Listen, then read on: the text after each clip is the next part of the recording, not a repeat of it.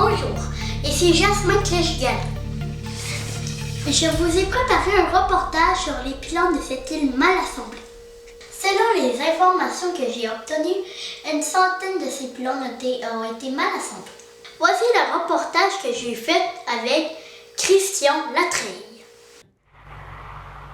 Cette ligne de transmission entre la centrale Romaine 2 et le poste de distribution Arnaud près de cette île est longue de plus de 200 km.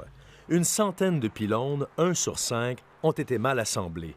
Certains de ces joints métalliques qui servent à unir les sections des pylônes ont été posés à l'envers. Le travail est tellement mal fait qu'il faut tout recommencer. Dans cette lettre, les ingénieurs de Écom qui ont conçu la ligne mettent en garde la direction d'Hydro-Québec.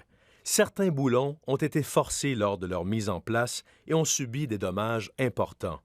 Ils ont aussi subi une détérioration et une diminution de leur capacité. Écom recommande donc à Hydro-Québec que les boulons et les plaques métalliques problématiques soient remplacés par des neufs.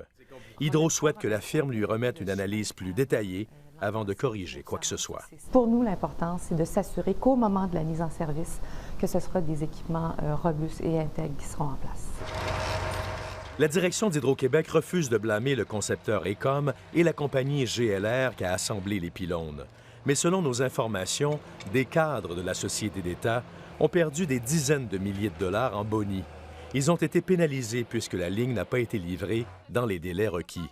La solidité des pylônes est un sujet sensible chez Hydro depuis le grand verglas de 1998. La robustesse des pylônes a été revue et augmentée, donc la conception maintenant des pylônes est différente. Et effectivement, ils sont très robustes et on va s'assurer donc que les pylônes qui seront livrés dans le cadre de ce projet-là vont rencontrer ces mêmes normes-là. C'était un reportage de Jasmin Clèche-Gall et Christian Latreille.